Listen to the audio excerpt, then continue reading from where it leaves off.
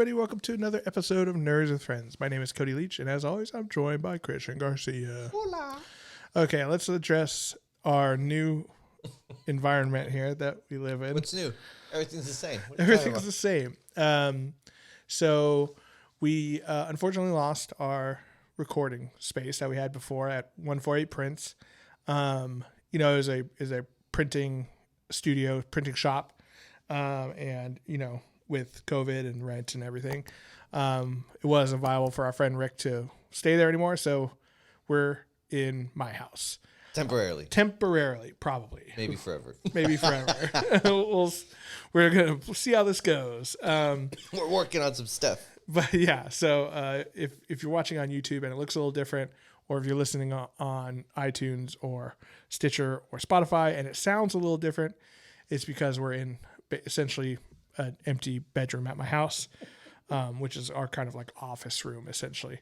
So yeah, fun changes. We definitely had it really good there for several years. So, it was very, very fun. It allowed us to kind of start, doing the podcast on the YouTubes and whatnot. So, it was very nice to have that spot, but shit happens.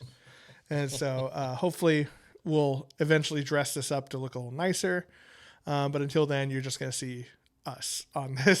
So this is everything that Cody would slap together, mostly because we needed to go get some very important shopping done. Yeah, exactly. So hopefully it'll get better and improve over time as we kind of figure things out.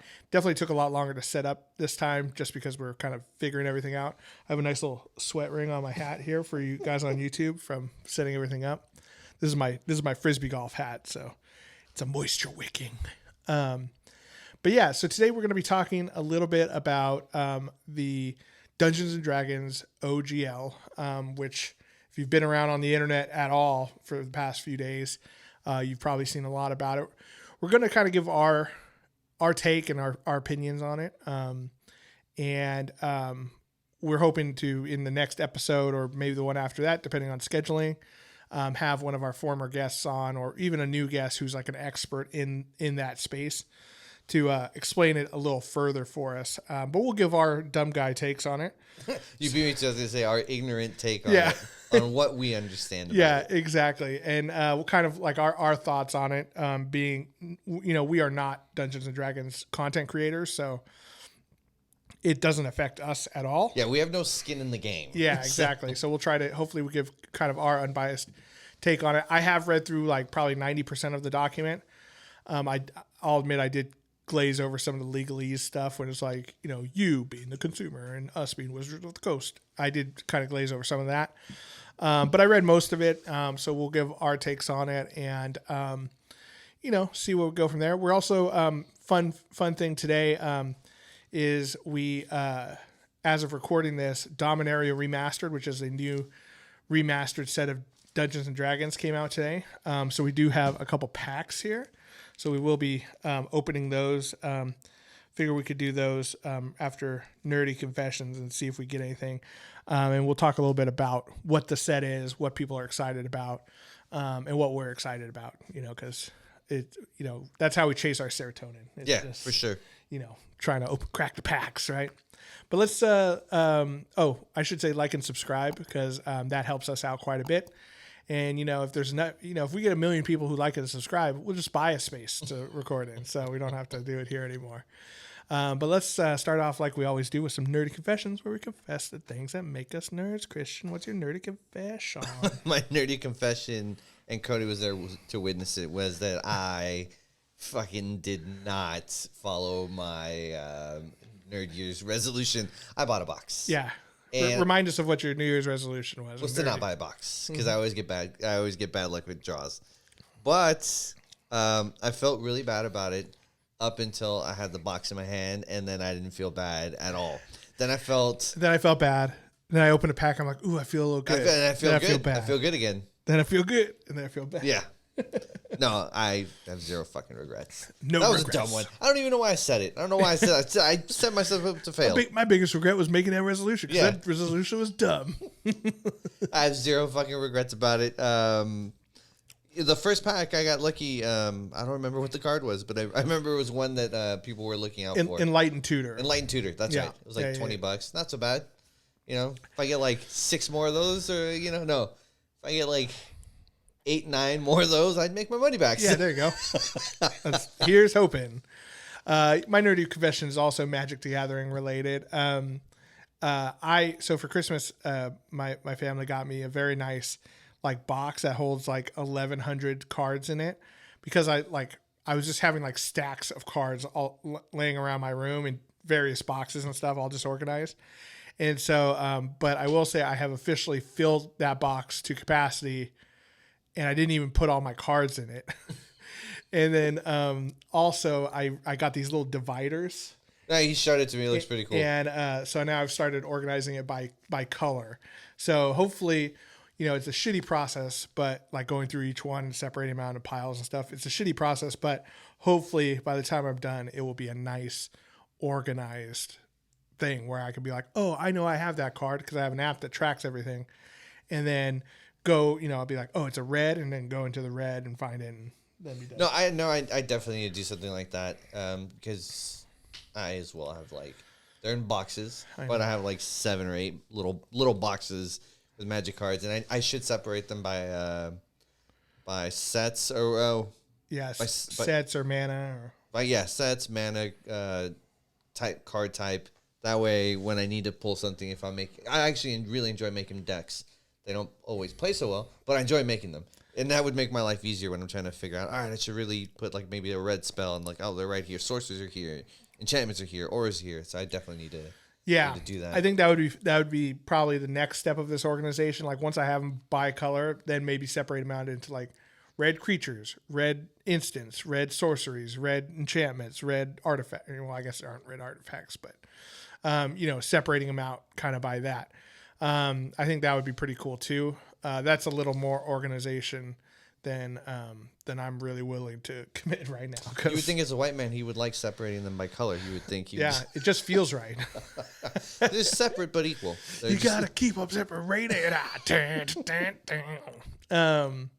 I think anytime you do like an organization like that, it sucks while you're doing it. Like that Maria Kondo lady, she knows it deep in her soul. She knows that doing the actual organization sucks, but having it done once it's done. Nice. Yeah. Yeah. Oh, it's right there. If I was a more successful person, I would pay someone to organize things for me because I think I'm pretty sure you could get someone like, was it TaskRabbit? TaskRabbit. Yeah, I want someone to do an actual good job, though. I don't want them to steal from me. Here's these gloves because I don't trust your greasy fingers touching my cards. Yeah, exactly. Just have this guy sitting at my table. What's this one do? Oh, that one adds 2 + 1 + 1 counters every time you. Maybe that's not a great idea. You'd have to specifically ask someone who plays Magic, or else they're just gonna fuck your shit up. I put all the pretty ones here. Yeah. I put all the cat ones here. Yeah. This one had 2 smaller cards on it, so I tore it in half. Like, no.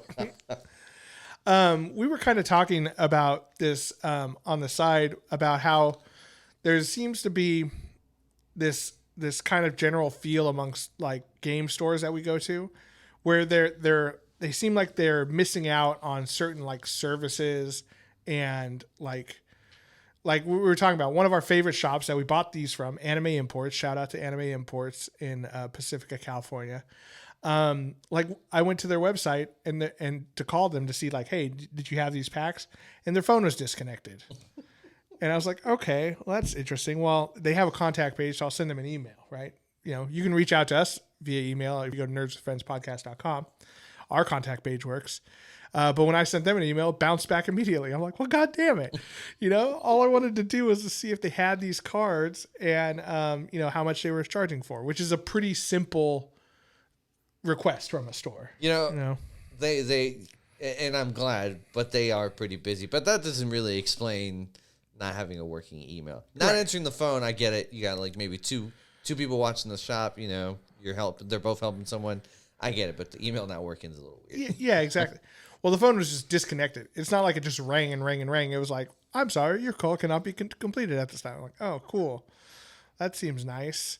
It's probably the wrong phone number. When we were there, the guy answered the phone. Yeah. And he took an order over the phone.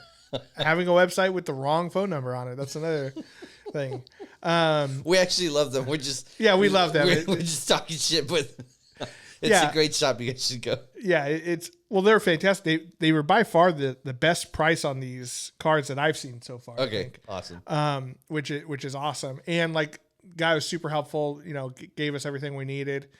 Even joked around with us like, okay, this box is going to be the better value overall, but this one's going to have like the one God pull on it. You're like, oh, okay, cool, fucking tight. But yeah, you know, I think if, you know, in my dream scenario, I would have my own hobby gaming store. And like, I like to think about the services I would add to it to make it like the ultimate experience. Right.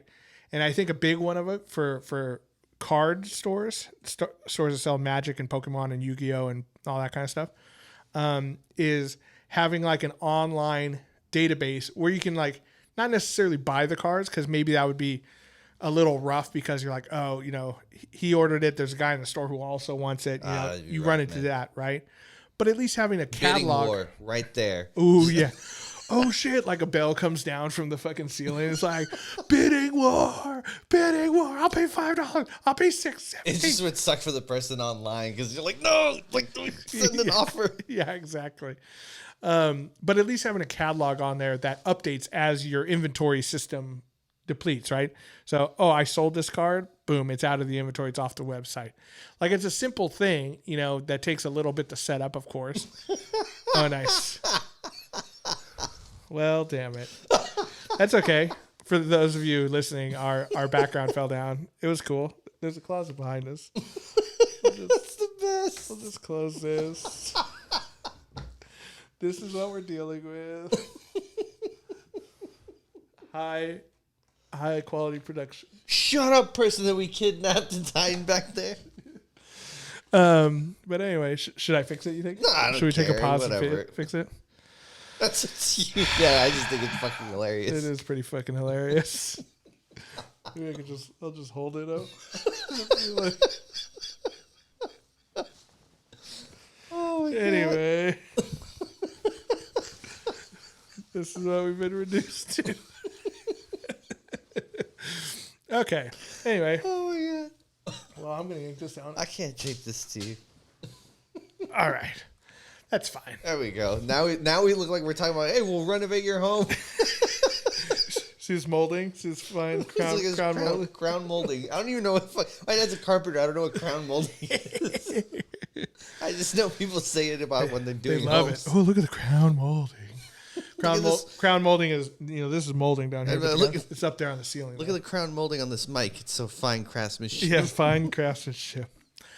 All right, well, Back we to, got this. Back to our ideal, you know, hobby shop. I think having that online card inventory and like game inventory would be awesome. You know, I mean, it's such a little thing, but just having, you know, your store's available for people to see.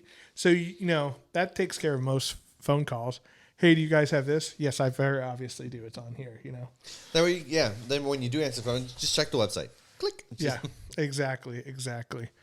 And then, maybe a cool like organization service. That would fucking suck to be an employee there, but what we would need is that machine that Anime imports. yeah, that scans it and spits it out and stuff. Just put in a pile of cards. It tells you what it is, what it's worth. You know. Yeah. Did they say that thing separates it? I don't remember. It separates it. Yep. Yeah. And you can choose like color, card type, price. That's fucking tight. Yeah, I know. Yeah. And then I think another cool thing to have in like the Ultimate Game Store, and I will say Game Castle down in Santa Clara has this. So shout out to those guys. Also a very good, friendly local game store. Everyone has like the tables where you can play D&D, Magic, Warhammer, what have you. But they actually have one room that's set aside that's like their premium Dungeons and Dragons room. And so it's got its own door and it's got like a nice table in there.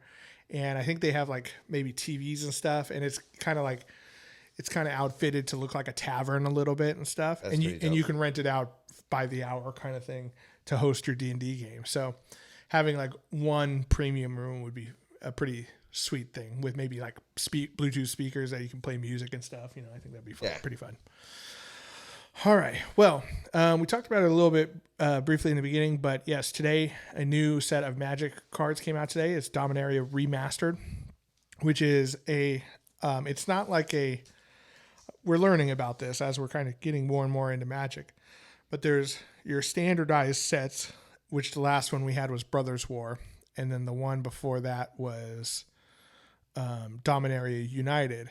This one is a remastered set, which is similar to like Double Masters and things like that, where it's like they're valuable reprints that haven't been reprinted in a while, and they're pulled from multiple sets. So these ones, the cool thing about them is there's cards in them called tutors.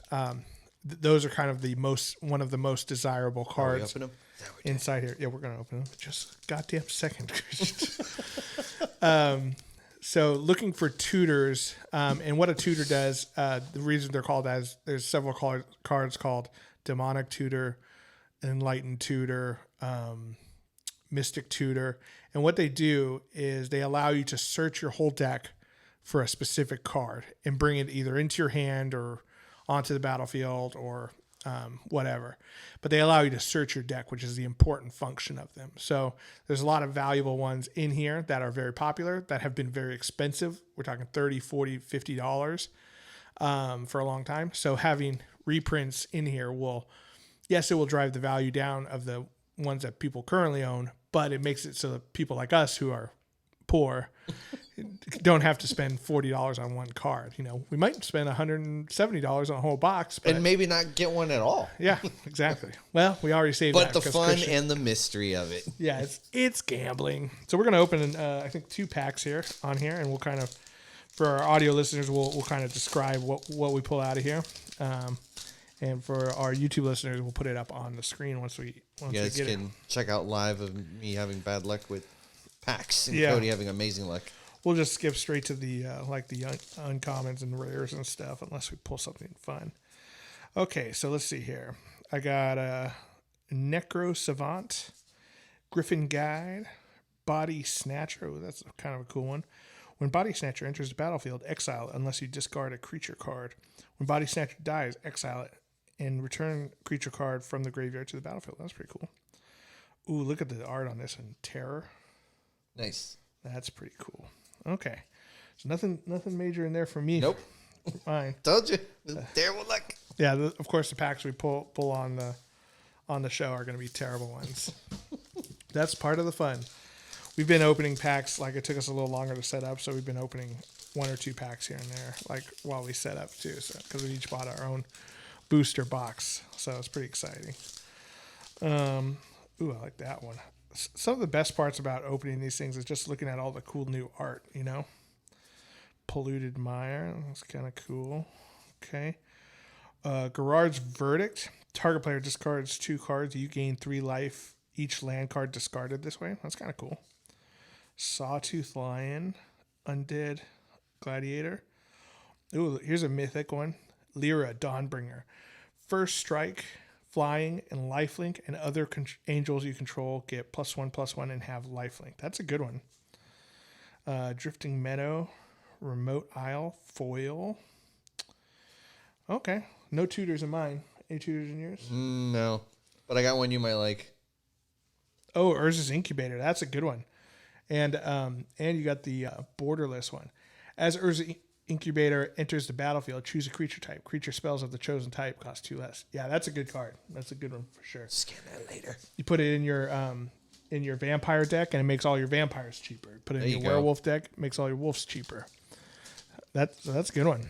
Man, you've actually been pulling better cards than me on these ones. So far. There's a box. Sure you didn't swap boxes? I joked about it with him earlier. Like, I'm going to switch our boxes. Yeah, that's pretty funny. But yeah, I mean, that's kind of the fun part about opening packs is like you never know what you're going to get. Like that card, I don't know, I'm ballparking here, but I think it's worth at least $15 or something like that. Yeah, you can. One thing too, I'll tell you the app we use is called Hell Vault.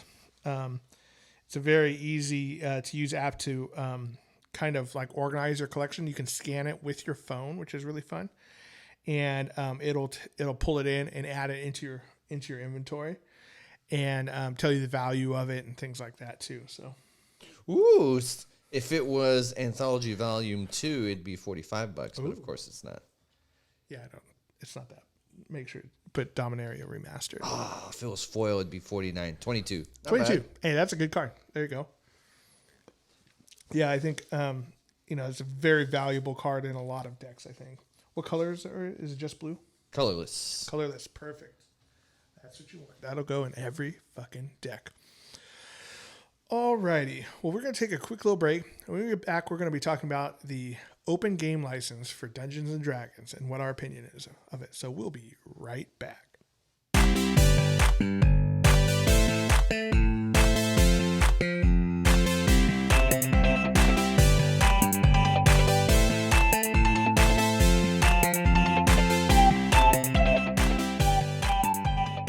And we're back. All right, guys. So if you've been anywhere on the internet, tabletop community, or RPG community in general, you've probably heard a lot of people talking about the OGL, Wizards of the Coast, OGL, SRD, and oh look, producer Rick's calling us. Oh, there you go. We'll have to text him back. We decided, there's a lot of confusion out there about it. And we figured we'd kind of explain what it is, at least from our understanding. Now, we are not lawyers or game companies or anything. So, don't be surprised if we get some stuff wrong. But I have been reading the document over the past couple of days. And, I feel like I have a pretty good understanding of it. So I think first we'll kind of describe what the OGL is. OGL stands for Open Game License, which is a document that Wizards of the Coast put out back in like 2000, 2001, something like that. 2002 or 2003, yeah. It was during third edition, so it was a long time ago. And what it states is that, people are free to use this document they have called the SRD, which I don't recall what the SRD stands for, but it's like a source reference document. Let's see here. Nope, that's definitely not it. Which basically what the SRD was, it's a systems reference document, which basically outlines the core rules of Dungeons and Dragons, as well as some of their basic creatures, spells, classes, items, things like that.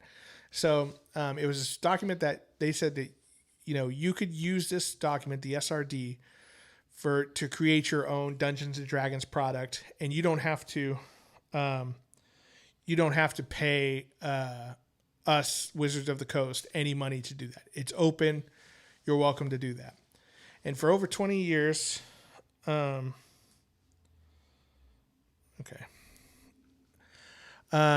over 20 years, people were able to use that document for free. So you think people like Critical Role, even Paizo, who created the game Pathfinder, used parts of it, I believe. Anyone who creates a like Dungeons and Dragons campaign, so a lot of YouTubers and streamers will create stuff, and they'll pick and choose and copy bits and pieces of that. Like if you need to describe what a goblin is or what a wizard is, you can use that document to copy and paste, and you're using Wizards of the Coast intellectual property for free, right? And so for 20 plus years, whole businesses were built around this, right? And so that was pretty cool. But now, because since the announcement of 1D&D, which is the new quote-unquote 6th edition of Dungeons & Dragons, there have been rumors that they were going to change the open game license to go along with this new SRD, the new systems reference document. And people are freaking out. Big time.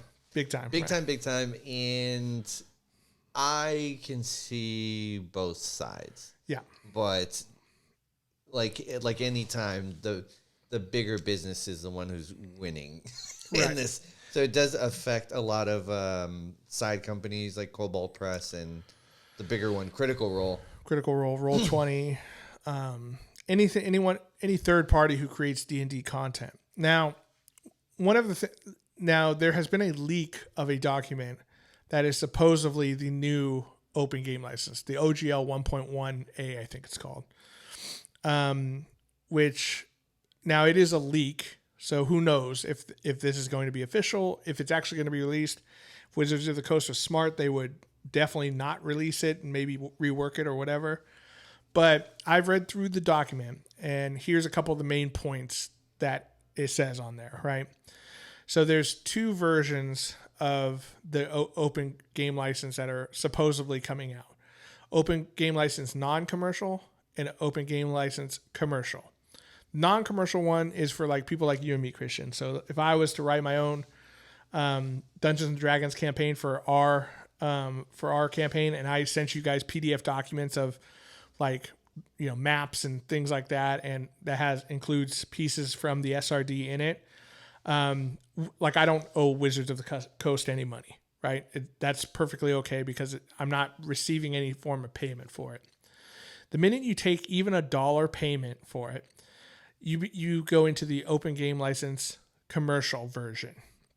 Now, that sounds scary, but in the document, it's what it says is that if you make under $750,000 a year, you do not have to pay any royalties to Wizards of the Coast. So that seems pretty fair, right?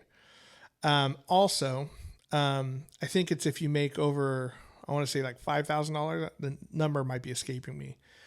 Once you make over, like say $5,000, then you are required to submit a form to Wizards of the Coast that kind of tells them what your product you're making is, what it's about, what you've included, and how much you're charging for it.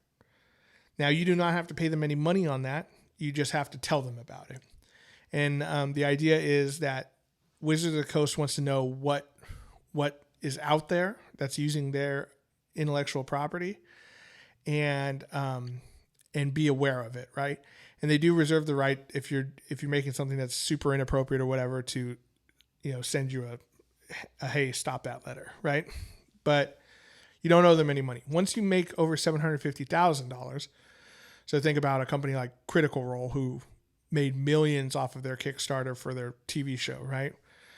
After you make $750,000, you do have to pay either a 20 or 25% royalty to Wizards of the Coast on every dollar made after $750,000. So if you make $750,001, you pay them 25 cents, so a quarter. If you make $1 million, it's more after that, right? So I think what a lot of people did when they first saw this document is they saw 20%, royalty, 20% royalty, and they freaked out. They're like, "Oh my God, like we're barely scraped by making this Kickstarter, campaign that we wrote. Like, how are we supposed to pay them 25% of it, right?" But it seems to me that, for most smaller companies, it will not affect them at all because they're not making into the millions of dollars. And if you are, first of all, you're kicking ass. So awesome. Congratulations. But, also you're just paying anything over the 750,000. So yeah, it sucks. But again, at the end of the day, it is Wizards. So that's kind of like, that's the baseline of that document. So unlike Cody, I did not read the document. I have just been watching videos All the of angry people, YouTubers. Yeah, talking about it. Now, Cody told me about all this stuff while we were having lunch before the show, and a lot of it made sense. Now, on the flip side, the knee-jerk reactions, people are getting upset because for 20 years, that wasn't the set rules.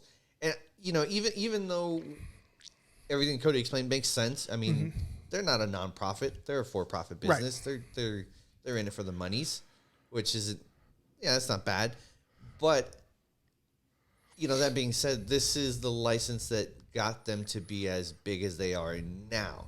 So to change it without even testing the waters first, I don't know. Some people were contemplating like maybe this leak was to see how people would react. Yeah. I don't think so. I don't think so. I mean, I don't think so. Because the way people are reacting, they're definitely going to lose some money. People are going to switch over. I can totally imagine Critical Role making their own gaming system. They're like, because let's keep it real. They're a for-profit business too. You know, Critical Role is in it for the money. So they're not going to want to kick over 20 to 25% to them. So Right. Matt Mercer's a smart enough guy, and the team he works with, they can make a gaming system, and they already have the fan base that'll definitely try it and do it. I think this is totally, even though it doesn't sound as bad once it's explained, this is totally going to bite them in the ass hard. They're going to lose. They've already lost a lot of fans. Like, well, yeah, whether like what Cody explained is true or not, which once I heard it, I was like, oh, it's not that bad. I mean, it's not great, but it's not that bad. But I think, I think you're right, is that perception is an important part of it, Yeah, right? no, it's ruined at this point. So like, sure. it doesn't matter if, maybe there's a new tasty burger in town, right? And you're like, God damn, this burger is so delicious. Everyone needs to try this. But there's a rumor going around that it's made out of horse meat. It's like, it doesn't matter if it's made of horse meat or not now. Everyone has that rumor in their head. They're not going to try that burger, So Yeah. I think that... Although if that was true, I'd be like, is horse meat more expensive? Or is it cheaper? It's the cheapest meat there is, Christian. You know how many horses there are? Now I'm overpaying for this fucking burger. I want it for fucking cheaper now. I'm still going to eat it. It's delicious. I'm still going to eat this horse burger. Horse burger with a side of glue. Yeah. I think that, yes, I think it's a misstep by Wizards of the Coast to not properly vet this with key members of the community, right?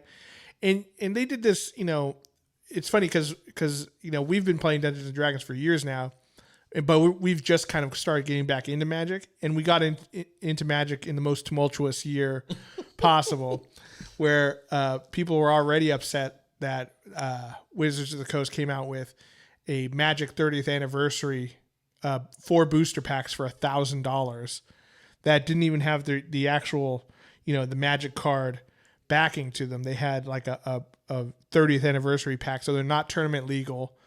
They're $1,000, and they're still random boosters, so you could pull bullshit after you spend $1,000 on them. And everyone blew up. They're like, "Who are these for? These aren't for Magic players who've been playing the game for 30 years. This is for like investors, collectors, and stuff who are willing to pay that money." And like, it was very tone deaf, right?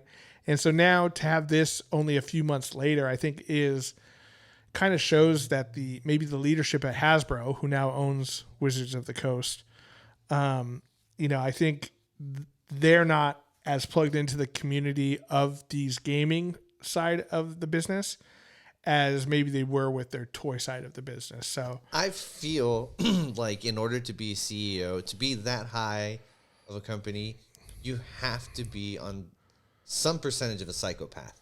Yeah. I feel like you have to be. Because I feel like only a psychopath would make this move. It's just like, I don't care what these suckers are going to say or think. I want that money, and I want it fucking now. And like, I think a big part of it, too, is that maybe those people who are at the top, like a CEO of, say, Hasbro, and I don't know who the CEO of Hasbro is, but they could be a CEO of Hasbro and not be a Hasbro fan or a Wizards of the Coast fan, right? Like the top people at Wizards of the Coast might not be Dungeons and Dragons players, right? They're business people. They're business people, and that's not necessarily a bad thing, right? Like we were just talking about how people who are very passionate about games may not be great at running businesses, right? Like there's gaps in things like game stores and card shops and stuff like that.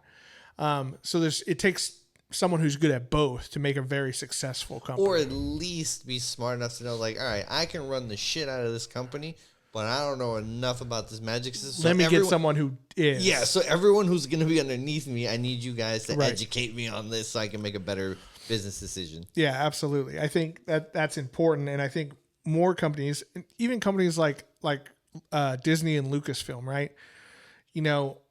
They should have had some people out there who are going to conventions, going to maybe fan fiction, writing contests and stuff, and see what people are interested in hearing.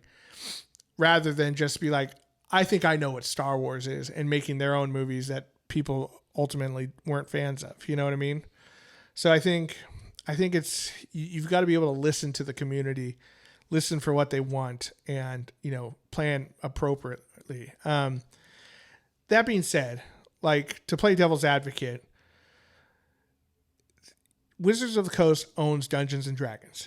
And because Hasbro owns Wizards of the Coast, they do too, right? And for over 20 years, people have been able to just blatantly copy their stuff. Yeah, it's awesome. For free and make money off of it without paying anything. Which is, I mean, don't get me wrong. I was an independent creator, that's awesome. I'm like, oh my God, this is so cool. Like it takes all the burden off of me of creating my own game system, right? Which is difficult. But at the same time, to feel that it's unfair to have to pay some money to them, it seems a little ridiculous to me also. You know what I mean? Now, I think we can argue numbers, 20%, 25%. That could be a little excessive. But again, it's 20 or 25% after you've made $750,000 in 1 year. So at that point, like, you should be good. You know what I mean? So I don't know. I'm eager to see what the actual document is when it's officially released by Wizards, to see if they change it, what changes they make. I think what they're doing right now is they're trying to rework it. Yeah. I mean, they were supposed to do a video, like, reveal reaction to it. Well, I think there was a video put up either today or yesterday, which would have been a week now from people listening. Yeah. But it was taken down right away, and they're probably reworking it. But I still feel it's too late. I think it's just too late. I think it's gone too far where damage control is going to be any good. Well, I think you'd be right if they reworked it and it still didn't satisfy the general public, right? If maybe they change it to anything over $1 million, you pay us 10%, then, people will be like, okay, well, I'm not going to make $1 million. As much as I love this campaign that I did on Kickstarter, maybe I made $50,000 off of it. If they change the numbers around a little bit, or if they hammer that point home too, like, look, if you make under $1 million or under, let's use $1 million for a nice easy number. If you make under $1 million a year selling D&D products, nothing changes for you. You submit us a little thing that says, hey, I did this, and that's it, and you're good. Cool. I think if they hammer that point home, they'll be a little bit more accepting of it.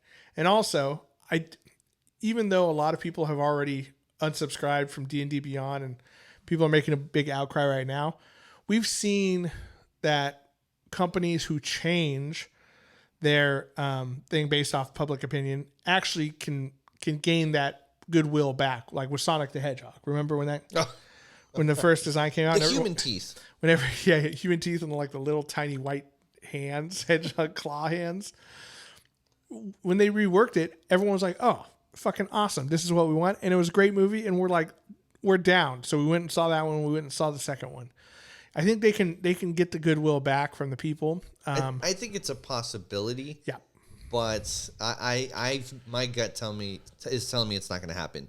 I think people like Critical Role, like the bigger guys, are going to be like, wait, Wizards of the Coast can just pull this away from us at any moment because they've already tried once, and we can't take the risk of being a business ourselves.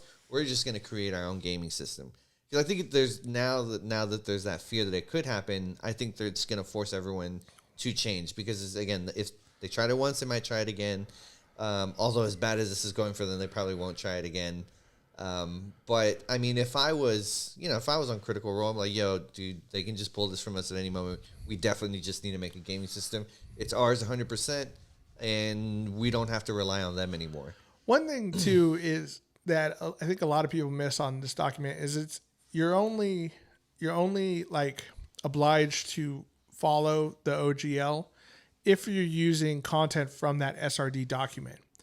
So I'm curious as to like what exactly Critical Role would even have to pay, because now I'm not a Critter fan, right? I'm a Critical Role fan, but as from my understanding, Matt Mercer has created his own world and setting, right? But the rules that they follow, combat, dice, everything is Right, is but you can't trademark using mechanics. You can. I haven't read the document. Maybe it's in there. I don't know. Well, so in the document they do lay out the rules, but this is strictly for printed stuff.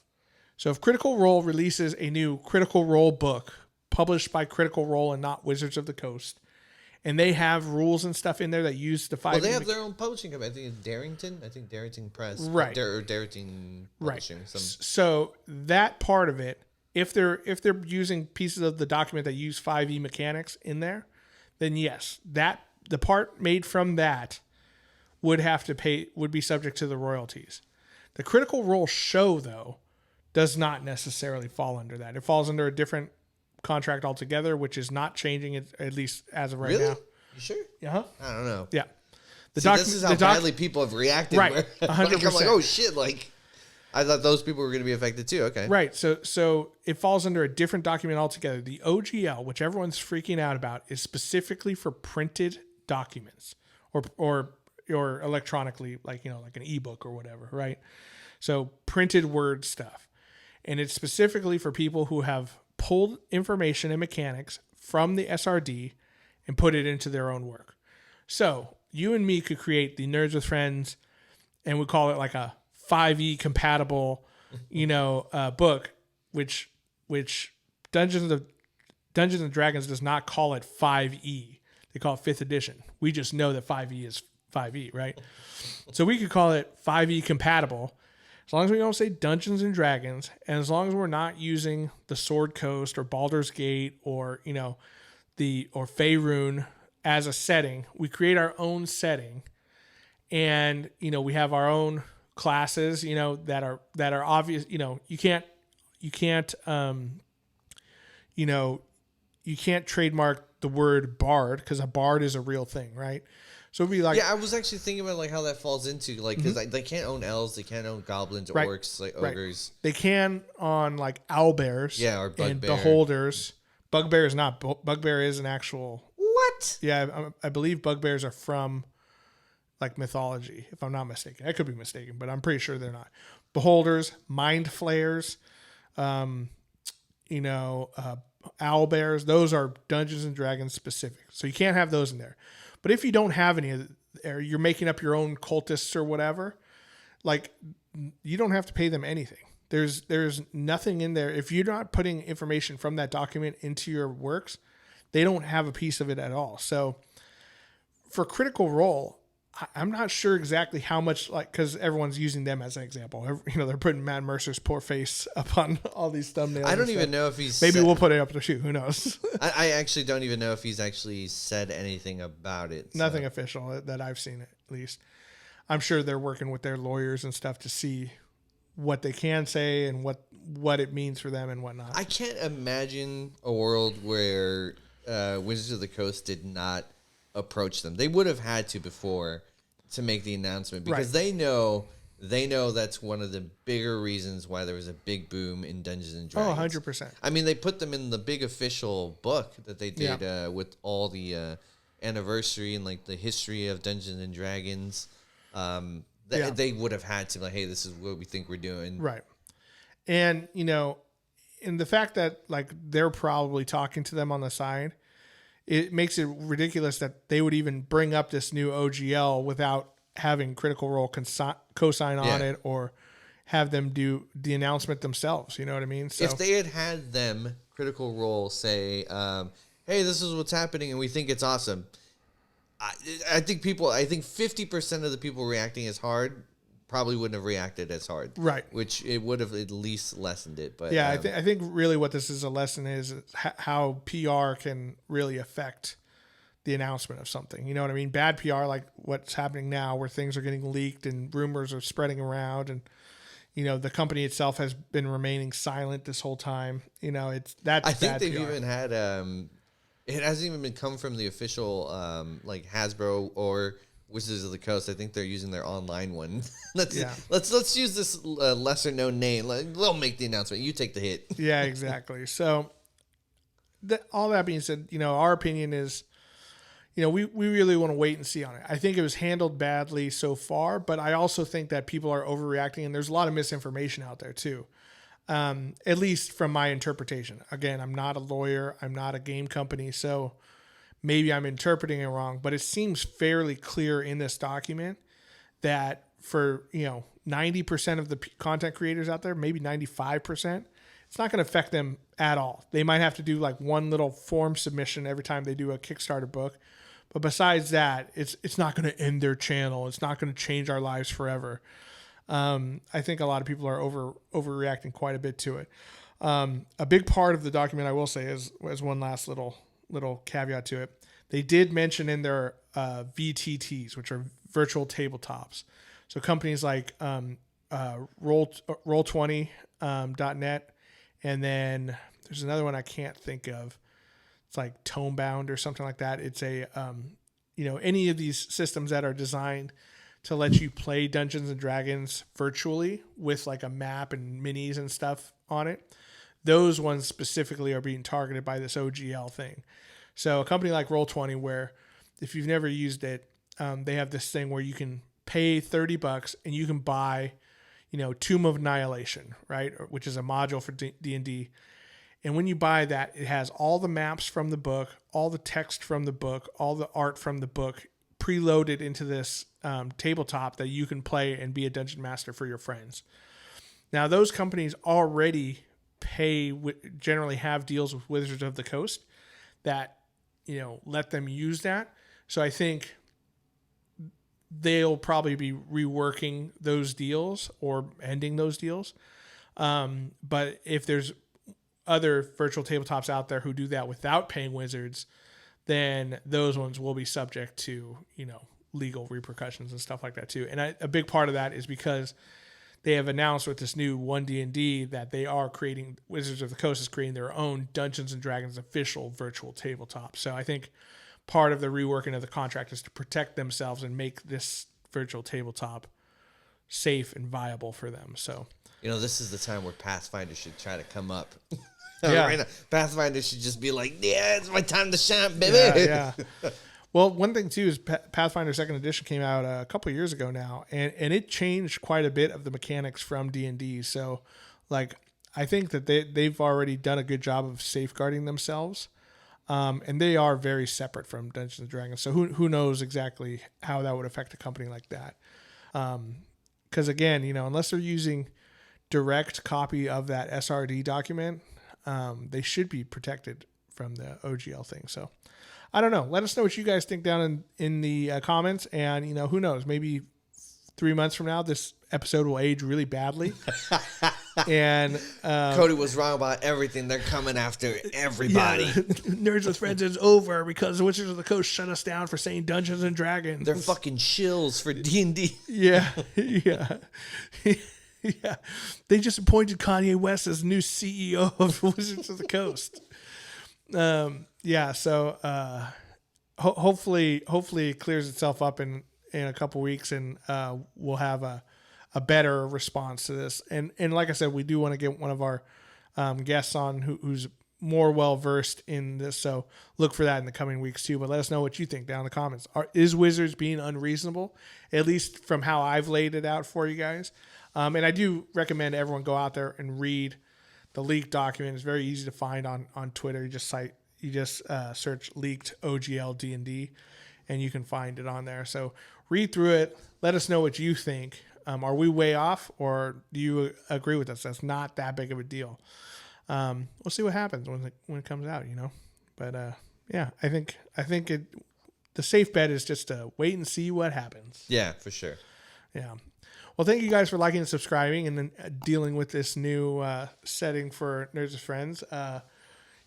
Yeah, we had a cool background in the beginning, but apparently duct tape isn't as sticky as it used to be. Back in my day, duct tape would stay up there forever. What we should do is we should get a green screen and then just put the exact wall back up there. The exact closet. Yeah, green screen to a wall. So when we stand up with our green t-shirts, it's just like it's the wall. That would be pretty funny. But yeah, thank you guys for dealing with us during this transition. We should be back on a fairly regular schedule now, I think. So, we appreciate you guys liking and subscribing. Check out the Patreon, patreon.com/nerdswithfriends. It helps us out. And, we're probably going to need some new equipment. I already had to buy new mic cables, longer mic cables for here. We're going to get some one of them boom mics. Little boom mics, maybe a little table so we don't have our thing on bar stools here. So thank you guys for listening. We appreciate you. Appreciate you, Christian. Thanks for buying a whole box of... About to go open some more packs. Yeah, gotta open some more packs of magic. To all the nerds out there, remember, you're not alone. You're with friends. This is Nerds with Friends. Thank you and good night.